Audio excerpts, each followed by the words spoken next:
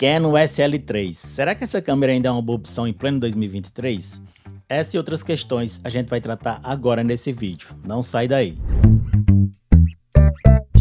Seja muito bem-vindo, seja muito bem-vinda a mais um vídeo aqui no canal. Eu sou Saulo Rodrigues, filmmaker há mais de 7 anos e toda semana venho aqui falar sobre audiovisual. A conversa hoje é sobre a SL3, a câmera de entrada da Canon. É uma câmera que já tem pelo menos uns 4 anos de lançada, então por que vir aqui hoje falar sobre um assunto tão debatido ao longo desses 4 anos? Pois bem, depois de todas as mudanças de importação pelas quais nós passamos nesses últimos meses, e agora com o AliExpress, Shein, Shopee, com adequação à remessa conforme, acabou de vez as possibilidades de importação de equipamentos mais caros, no caso câmeras e lentes. Coisinhas mais baratas, acessórios ainda é possível comprar com um valor competitivo, haja visto que não vai incidir a alíquota de 60%, apenas os 17% de ICMS. E nesses últimos 4 anos, comprar câmera nunca foi tão fácil. Era possível, com um pouco de ousadia, comprar diretamente da China através do AliExpress. Só que infelizmente isso acabou. E aí, nesse contexto, a discussão de que a SL3, sendo uma câmera de entrada e com tanto tempo de lançada, pode ser sim uma boa opção para você que não tem câmera ou para você que tem uma câmera muito simplesinha e quer dar um passo maior, porém não tem um orçamento que dê para comprar uma câmera mais cara. Haja visto que a maior concorrente, talvez, se pudéssemos falar assim, seria a Sony ZV-E10. Eu acho que é assim que se fala.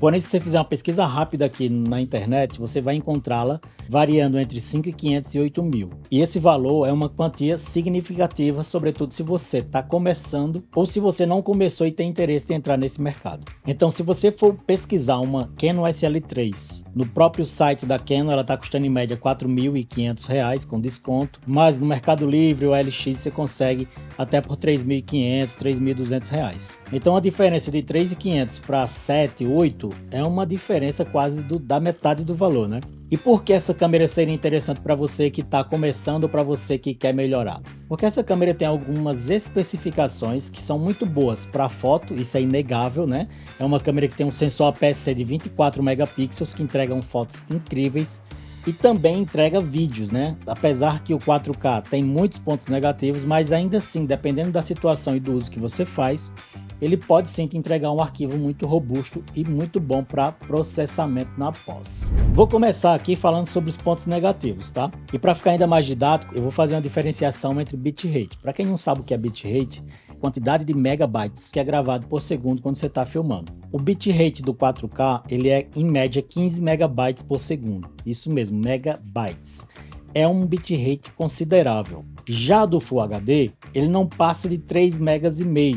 Ou seja, é um arquivo com pouquíssimos dados que, caso você erre na exposição ou no balanço de branco, você não vai ter muita margem para corrigir isso na pós. Talvez o único problema que eu acho que é mais grave é a questão do bitrate, que é realmente muito baixo, somado ao outro que ela não faz 24 FPS em Full HD, ela faz 29.97, o que é estranho. Mas tudo bem, não é um problema tão grave. Mas é no Full HD que você vai desfrutar de um dos recursos mais incríveis, que é o sistema de foco Dual Pixel. Esse foco não vai te deixar na mão mesmo. Você pode fazer suas imagens no gimbal, seus movimentos, se afastando, se distanciando do assunto da sua cena, e esse foco vai estar cravado lá, porque de fato é um dos sistemas de foco mais amadurecidos do mercado. Já partindo para 4K, talvez a maior vantagem que tenha, de fato, seja o bitrate. Por quê? Haja vista que em 4K você vai ter um fator de crop ainda maior, só para vocês entenderem. Quando se fala em crop, a gente está falando em tamanho de sensor, certo? O sensor, que é entendido como sendo o padrão, é o full frame de 35mm. O sensor CMOS ou APS-C, que é o que está embarcado na maioria das câmeras de entrada, ele tem um fator de corte de 1.6. E o que isso quer dizer? Quer dizer que se eu estou utilizando uma lente de 50mm num sensor desse, ela vai ter um quadro mais fechado, que seria equivalente a uma 75mm. Ela não vira uma 75mm, tá? A gente tem que começar a dar nome correto às coisas. Isso se chama equivalência. Depois eu posso até fazer um vídeo sobre isso. Então, se eu já tenho um fator de crop naturalmente de 1.6, quando eu ponho em 4K, é como se fosse 2 vezes. Vai mais 0.4.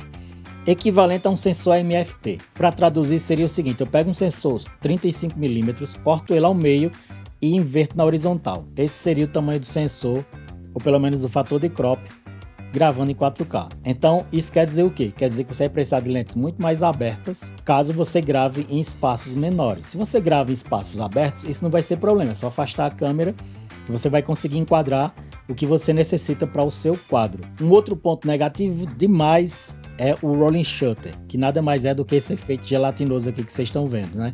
Se você vai usar 4K para gravar na mão ou no gimbal, você tem que fazer movimentos muito leves, porque senão você vai ter essa imagem horrorosa.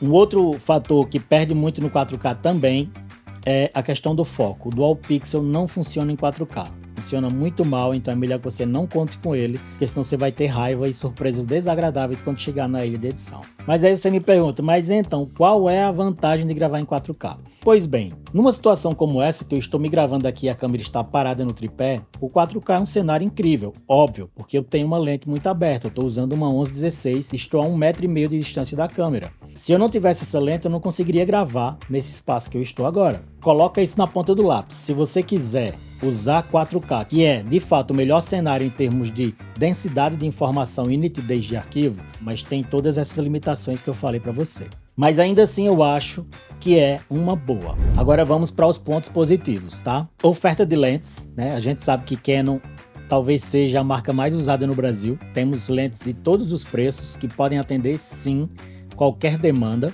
Se comparado à Sony, as lentes da Canon são muito mais baratas e como tem muita oferta, você vai encontrar muito mais facilmente. E aí eu já aconselharia, se você optar pela SL3, compre uma lente super angular, sei lá, uma 10-20, uma 10-18, por mais que seja f4, mas se você for filmar em 4K, você já vai ter uma abertura muito maior. Outra coisa é ciência de cor, né? A gente sabe que a Canon tem uma das ciências de cores mais aprimoradas do mercado, nem precisava estar falando disso aqui, mas se esse vídeo vai chegar numa pessoa que nunca teve câmera nenhuma, é importante que você saiba disso. Agora eu vou comparar com vocês aqui o tratamento de arquivos em Full HD, em 4K, para vocês verem como ele se comporta na pós.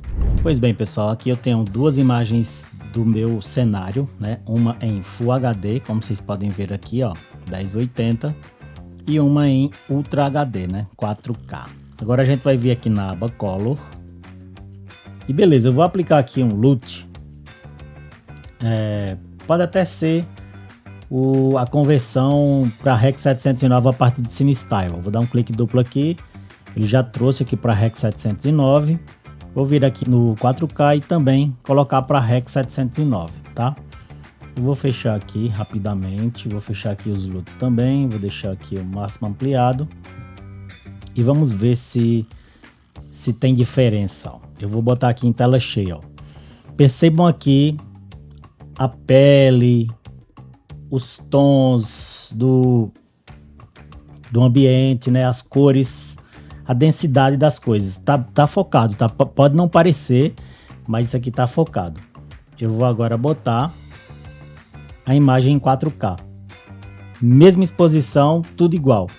Percebam como tem mais densidade aqui, ó.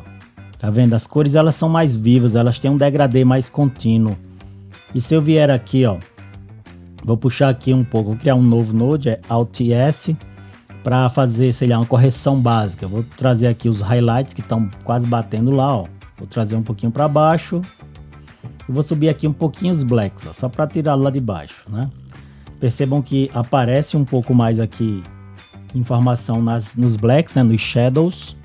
Vamos fazer isso aqui no HD agora, ó. Ele também está batendo aqui em cima. Eu vou, através desse node aqui, eu vou puxar os ganhos, né, o gain, que é os highlights. Vou puxar aqui, ó, trazer para dentro e vou subir aqui um pouco dos blacks. Olha só a diferença que dá, ó. Vou botar em tela cheia, vou tirar, botar em tela cheia. Vou colocar os dois lado a lado aqui, ó. Percebam que até os tons ficam diferentes. Olha o preto da blusa. E eu não fiz correção de cor aqui, eu só fiz aplicação do LUT e puxei as altas e as baixas. Mas vocês percebem como o arquivo 4K ele é mais denso, ele traz muito mais informações de degradê. Isso influencia sim no resultado final do seu trabalho. Muito bem, depois de todas essas coisas que eu apresentei aqui para vocês, você acha que essa câmera deve ser considerada na hora de você fazer o seu upgrade ou mesmo adquirir sua primeira câmera? Se o meu fluxo de gravação é muito mais em Full HD, ela vai me atender perfeitamente, com exceção do 24 fps, que em algum momento pode fazer falta. Mas tirando isso, é um arquivo que vai suprir muito bem demandas para redes sociais, que inclusive é a maioria das coisas que a gente faz hoje, e não vai te deixar na mão. Se você quer realmente já gravar em 4K num fluxo mais denso, a ZVE10 talvez seja a melhor opção para você. Se você tem alguma dúvida, alguma crítica ou acha que eu esqueci algum ponto que deveria ser debatido, deixa aqui nos comentários, eu vou trocar essa ideia aqui com você. Não esquece de deixar seu like e compartilhar caso ache que esse conteúdo é relevante e considere a ideia de se inscrever no canal, porque toda semana eu trago assuntos relacionados ao audiovisual aqui. Para você que quer aprender um pouco sobre edição, eu vou deixar aqui no final um vídeo que vai te ensinar os primeiros passos que você tem que dar para começar a editar no DaVinci Resolve. Muito obrigado por ter ficado até aqui mais uma vez e até mais.